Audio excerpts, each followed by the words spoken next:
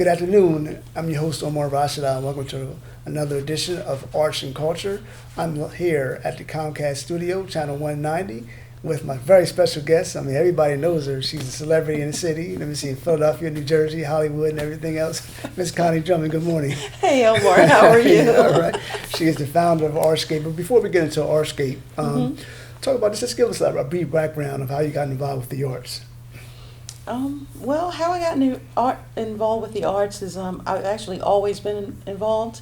Okay. Writing was my first love. I used to write little stories and stuff when I was about 8 years old. Okay, wow. And, I always wanted to be a writer. And I guess when I was probably in fourth grade or so, I got my first touch of theater. I had a part in a play. Okay. And I tried out to be Marian Anderson in the play, but I didn't get that part. So I cried a lot. And my teacher decided she was going to make a part up for me. So the part that she made up for me was called Woman Who Opens Door. Oh, okay. So Marian Anderson was supposed to come, and she was scrubbing steps when she was little so she can get, money for lessons. Right. And she came and she knocked on my door, and I opened the door, and I just had to shake my head no. Well, you couldn't tell me I wasn't a star because I shook my head like nobody's business, right? Right. So that was my big entry into the world of theater. Right. But writing has always been my first love. And, throughout the years, I helped behind scenes with different things. My children actually traveled with the theater. Okay. And I was a backstage mom, so I would paint backdrops and make costumes and whatever they needed me to do. Wow. About 17 years ago, I moved to Delaware after a divorce, and I ended up meeting this wonderful playwright by the name of Rose Green, who asked me to, come along, and I was supposed to be making costumes for a play. Okay. And once we started talking, she realized that I had so much, theater background. She put me on her board of directors. Oh, okay. And when she shut down her company, I couldn't shake it. Right. I fell in love with the stage. I fell in love with the actors and anything theater related. Right. So I started my company, Lady C Productions, which will be 10 years old in January. Wow, been that long. It's been that long. I didn't realize that. And then Artscape came along a little over 3 years ago, which was an add-on to Lady C Productions. Right. And that's how you and I first met. Now, this Rose Green's play was Right. A Mother's Love, right? It was A Father's Love. Father's Love. And you played the dad. Yeah, I played the stepdad. Yeah, and I played Bible-toting Betty. Right. No. Artscape, for those who are watching right now and who may not never stepped foot in the door or never heard of it, you give a brief summary. What is Artscape? Well, Artscape is my black box theater. Okay. It's in Wilmington, Delaware, down in Loma on 2nd and Market. Right. And I started it as a black box theater because of the inability to find quality places that were not really, really expensive to perform my shows. So it seats 125 people. We have all of our equipment that we need there. And that's what it was supposed to be. Well, since we opened the doors, it became so much more. Okay. Other artists started to come and to perform, and artists with entrepreneurial spirit, they started to come to put on their own shows as opposed to going down to the Grand or, to the DuPont or any of the larger places. They started to patronize Artscape because they could affordably get their work out. Exactly. So it's all about art down there. It's everything art and.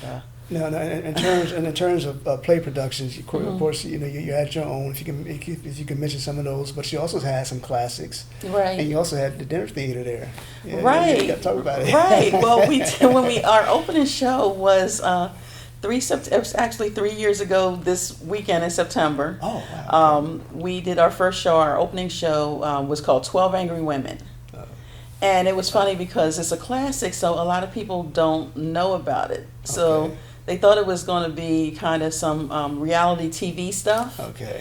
Because the tagline was 12 women gotcha. Contemplate the fate of one man. So people came out. We did 2 weekends as a dinner theater. We sold out all 4 shows. Wow. And the people who came, they really loved the show. The actors loved the show. I mean, and it got really, really interactive because the people were into it. And because you have a space like Artscape, which is intimate, the actors are performing right there on the floor where the patrons are. Right. So the patrons could really, like, literally, like, touch one of the actors.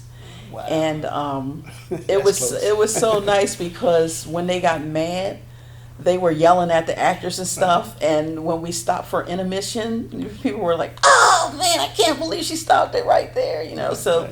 people really But that shows that the actors and actresses are doing their job. they were doing their jobs, and the people were getting angry at them and stuff, and it got Right. really, really interactive. And I didn't expect that to happen.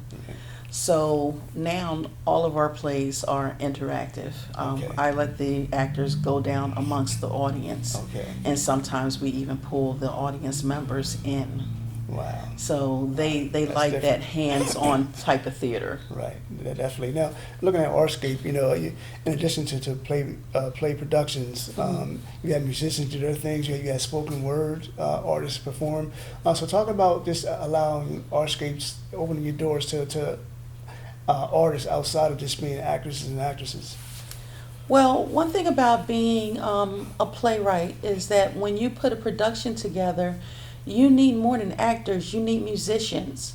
You may have a romantic piece that you don't have in you to write. You might need a poet to write that romantic piece. You may need dancers.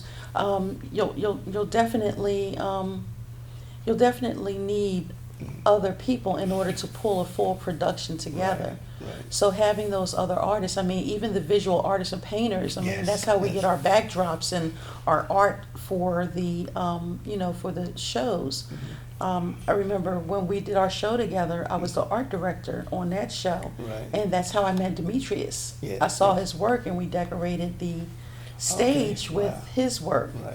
So every artist has a place in a large production like the ones that we do as playwrights. Right. Definitely. So I love having the other ones around. It gives you a different perspective on, how people work and Right. how they do things. And it's even, I actually just recently started trying to learn how to play a guitar Okay. because I've gotten involved with some of the musicians. And I'm like, one of these days I'm going to jam with you, just wait. All right. Right. So it's great having other artists around, and then you get to the point where you realize that there's other people out there with great talents, and if you could all pull together, you have an amazing piece of work. And prior to the show, you mentioned that Artscape is part of the Art Loop. Yes, we are part of the Art Loop. Every first Friday of the month, we have a special artist there. Sometimes it's a visual artist. Okay. Sometimes it's people that make comic books. I try to go out and look for something that is not the norm Okay. because I don't want Artscape to be just like every other art space in the Right. city. You want to be creative. So we want to be creative, and as creators, that's what we do. So we try to find different things and different just different artists to come through. Top of the program, you mentioned that you start off being a writer. Mm-hmm. When you write your plays, are you writing real life events? Are you writing about people who personally? But of course, you might change the name, Mm-hmm. or is it just like this a creative thought in your mind? Whereas I'm just going to write these nonfiction characters. I'm sorry, Mm-hmm. these fictional characters, a fictional story. And so when you write, just where does the thought process come from? Well, I write primarily about things that happen to me in life or people that I know. Anything can spark a creative energy Right. in me. Most recently, I was with a bunch of writers, and we all started talking, and I came up with 5 play concepts. And it wasn't from ideas, it's just that when you're with creative people and you talk, your mind starts to work. It's like it Right. wakes up. Right. And, but some of the characters are, fictional. Right. But I do have a favorite character that Okay. whenever I need a little old lady, I always channel my mother because Okay. she's like one of the coolest old ladies I know. She just turned 74 years old. Oh, congratulations. And That's awesome. yeah, thank God I still have her with me. Right. And she she was actually the inspiration for North Philly Billies, which was my award-winning play. Right. And her character was called Bessie Davis, and she was like a tough, no-nonsense mom Okay. that raised her kids in the hood. And she kept us out of gangs and kept us away from drugs and all that kind of stuff. You know, she was the kind of person that would go, you know, if my brothers were getting ready to get jumped into a gang, she would go to the gang leader. Well, which one of you do I have to fight? Because my sons are not joining this gang. Right. So she was a great inspiration in my writing, and I just thought that that was a wonderful story. And there are so many other mothers out there like that. Right. You know, we can't, our communities can't survive without big mamas. Definitely. You know, being a writer, more than likely you probably came up with the writer's block. You can study. So have you came up with writer's block, and if so, how did you overcome it? Yes, I have come up with writer's block more times than I care to talk about. Right. But usually, again, what I found when I get writer's block is that if I get around other creatives, that the energy starts to flow. Okay. And I'm involved with a group of national playwrights. It's called Urban Playwrights United. Okay. And there's about maybe 200 official members all over the country. And we also have a Caribbean chapter in Trinidad, Tobago. Oh, wow, okay. So when I get writer's block, you know, I'll inbox one of them or call one of them, Okay. and we'll start, you know, talking about things and whatever. Right. And just talking to somebody that knows what you're going through when you have the writer's block. Because, you know, writers, we're kind of crazy people. Right. You know, we walk around all day long with 200 characters in our head. Oh, yeah, definitely. And sometimes those characters clash. Right. So we need to talk to other people who understand what we're going through, that don't think that we're weirdos, and then we can get that out, and you know, the pen starts to flow again. Right. You know, when people ask me about my writing style, one of the things I tell people is that when you're a writer, you don't know when the thought process is going to come. And so it's always good to have a notepad and pen. so you won't forget your idea. I mean, you could be in the bathroom, you could be taking a shower, you can wake up 3 o'clock in the morning, you can have a dream, and it comes out. Exactly.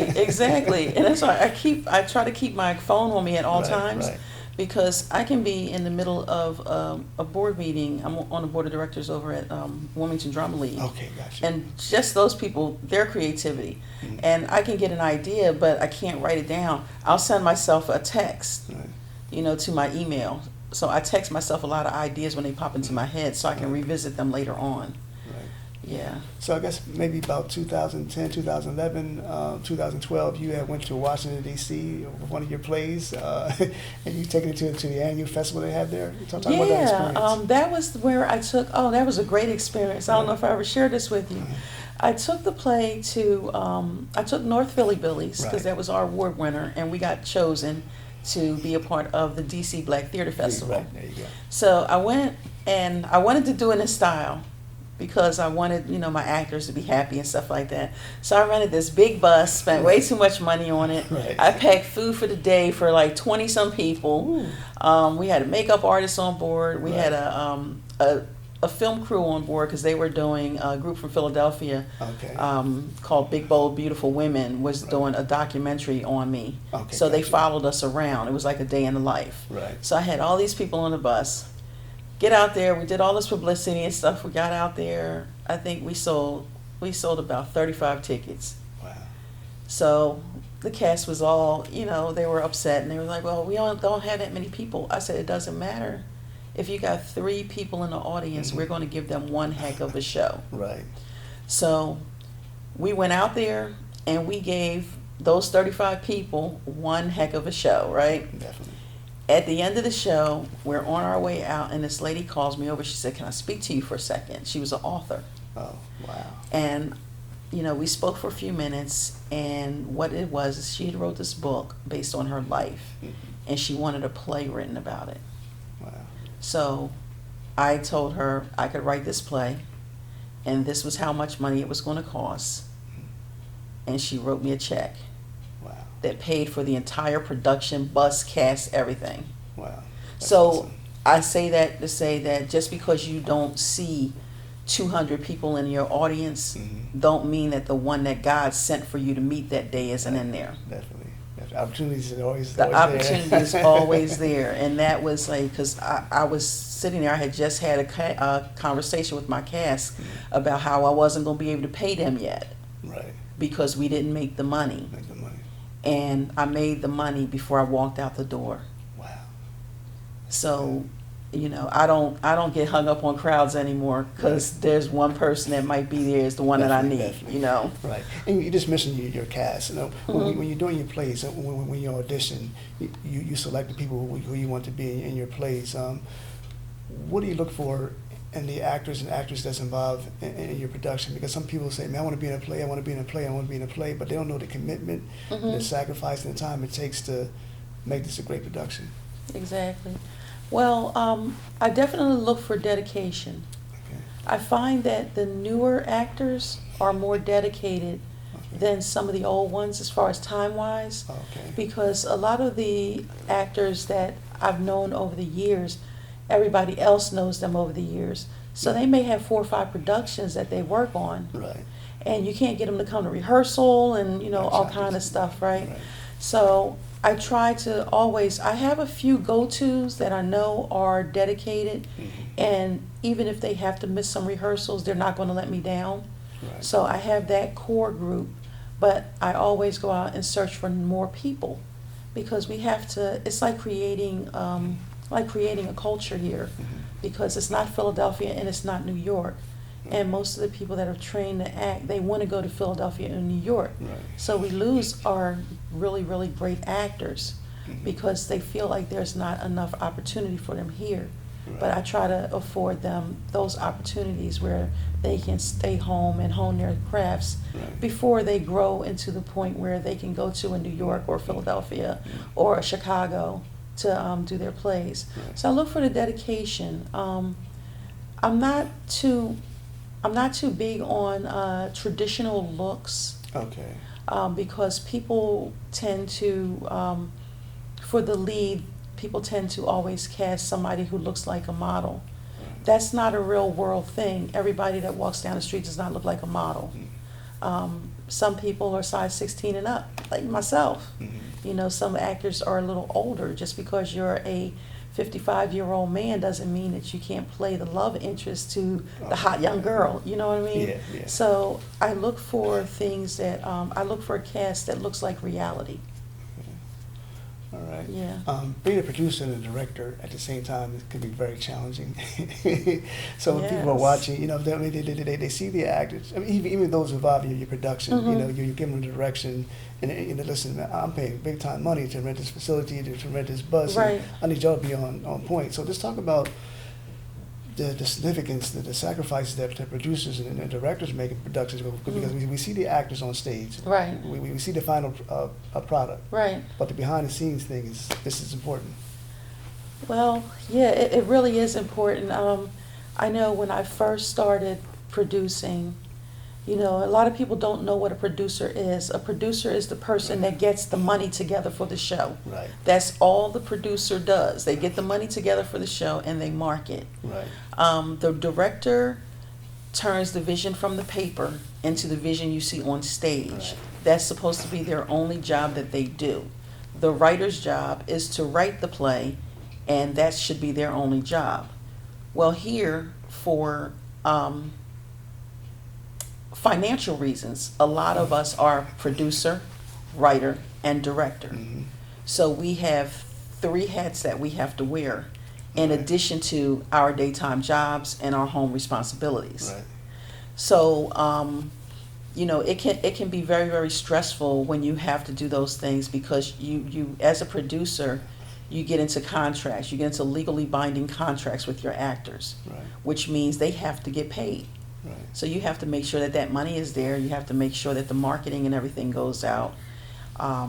And that's a second job to the actual director. Right. Because on That's director, a job by you itself, have to, yeah. that's a job by itself. That's a full-time job. It's a full-time job by itself. You know, you're in rehearsals a couple days a week. Right. You're dealing with everybody's schedule.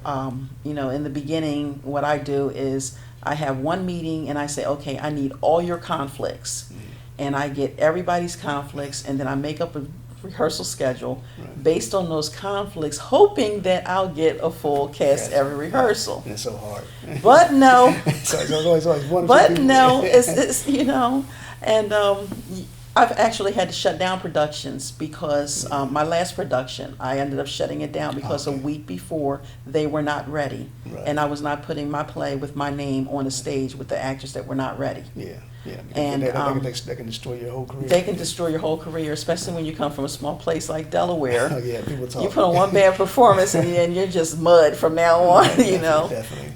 And then you want to give your people, when they pay for a ticket, you want to give them the best show possible. Right, right. So, I mean, being a producer like yourself also, I mean, it is a huge financial responsibility. Right. There are times when you have to decide whether you want to make that payment on your venue, Mhm. or whether you want to put food in your refrigerator. Right. It can be that tight. Tight, yeah. And one thing that I'm finding is that we're still charging $25 and $30 for play tickets. Right. When we started 10 years ago, that might have been feasible because we could get a venue for $1,000. Right. Now the venues have Yeah, gone up it's to going up. $4,000. We're Right. still charging that same money Right. for people to come and see our shows, and our cost to perform a show has gone up 400%. Yeah. So inflation has hit, That's but our right. ticket prices are suffering. So Right. a lot of us put in 12 to 14 hours of work, and we walk around owing money, and we had a full house. Right. So that's something that we have to revisit done. again as far Definitely. as, how to do that. And when we get off the air, I'm gonna give you a secret to Okay. budgeting, okay? Okay, definitely. So, but it's a lot of work, it's a Right. lot of pressure. And if you're an actor and you don't work with your producer and your director, the chances are they won't be able to continue what they're doing, and you will lose out on the opportunities that were afforded to you, because there really will be no opportunities in theater for you Definitely. if you don't do your part, Right. you right. know. When I think of you, I think Ava DuVernay. You got her. You got Oprah Winfrey. You got so many African American females who are directors, producers, actresses, and all that. Mhm. So, who do you admire in this field of work? Well, of course, I admire Ava as far as her. I mean, she's amazing. Right. She's amazing. That Queen Sugar. Oh my Oh, gosh, yeah, that's my yeah. favorite show. Yeah. That is my favorite show. I don't care what I'm doing. If I get home at midnight, I'm watching Queen Sugar. Right, definitely. And it's just, it's her. And then there's another writer that I met. Her name is Rhonda Baraka. Okay. And she won an NAACP award for literature a few years back. And I met her personally at a conference. And she works on the Aspire, she does the writing for the Aspire Network. Okay. And she has a franchise called Marry Me for Christmas. I don't know if you've ever seen it. Okay. But there's like 4 movies in the series. And, I met some of her cast members and things like that. So she's very, very inspiring, very down-to-earth person. Okay. And I asked her, how do you do this? Like, how did you get started? And she told me, she said it was a long road between where I started and where I am now. Yeah. So instant success is not going to come. Right. And a lot of people don't even know who she is, which is one of the things with writers Mhm. and directors. There was a time when you never saw the writer and director or the Right. producer. Definitely. You saw the actors at the show, and that was the end of the show. You never met the people behind stage. But I believe because of Tyler Perry bringing things out to the forefront, now the focus is really on the writers and the directors and the producers. So we get more publicity than the actual actors now. So Wow. it kind of flipped. Right. It kind of flipped, so Yeah. now we have to put our best foot forward. We can't depend on just being the backstage people. We're no longer backstage people. We've been brought up to the forefront. Right. where people are actually starting to admire writers, Definitely. you know, which was cool because when we were Definitely. kids, we were nerds, right? Now you say you're a writer, Right. and yeah. All right. So September is a big month for Artscape. What do you got coming up?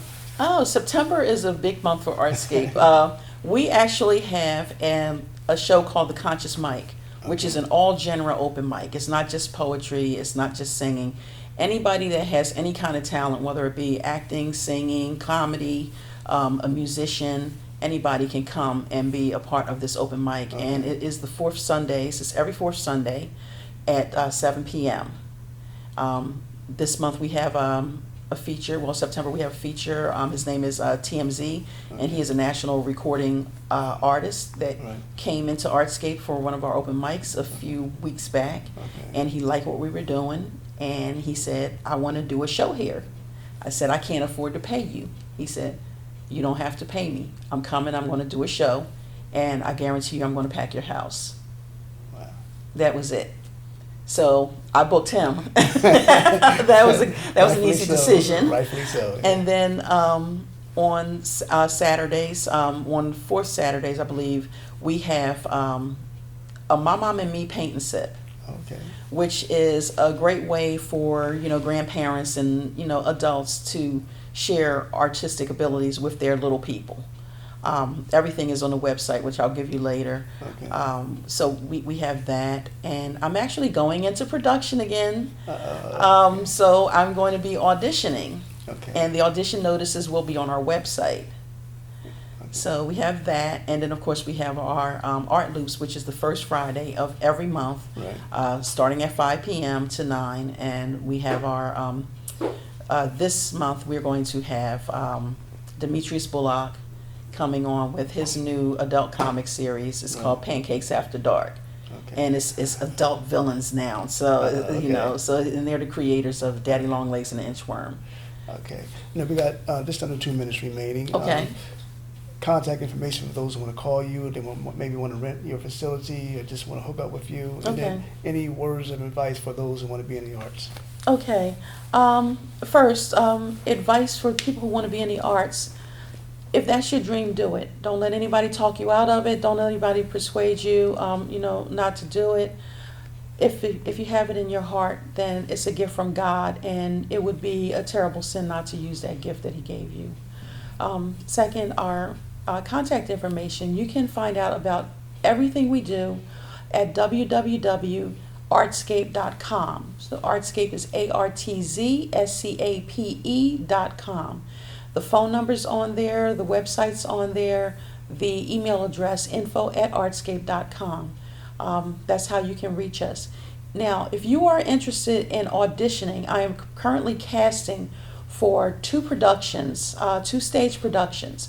So send your resume and your picture to info@artscape.com. Send it right away. Your auditions will be scheduled, and I'm seeing anybody. If you don't have any acting experience, come anyway. I may see something in you that I need. On that note, thank you.